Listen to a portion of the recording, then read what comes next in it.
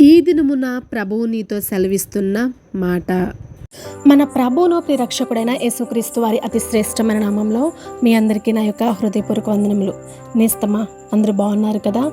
నిజముగా మనమందరం కూడా క్రైస్తవులమే, కానీ మనలో చాలామంది ఏదో ఒక నామకార్థ భక్తిని కొనసాగిస్తూ ఉంటున్నాం కదా. క్రియలేని విశ్వాసం చూపుతూ ఉంటాం. మనలో పాపం ఉంచుకొని ఎదుటివారిని సరిదిద్దడానికి ప్రయత్నిస్తూ ఉంటాం.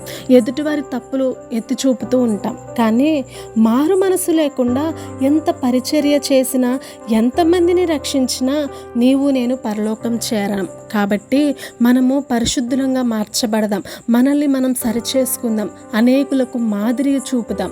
అప్పుడు ప్రభువైన యేసుక్రీస్తు వారు నిన్ను నన్ను పరలోక రాజ్య వారసులుగా మారుస్తారు. కాబట్టి మనం వాక్యం ప్రకారం జీవిస్తూ అనేకులను మార్చుదుముగాక. ఆమేన్. Praise the lord.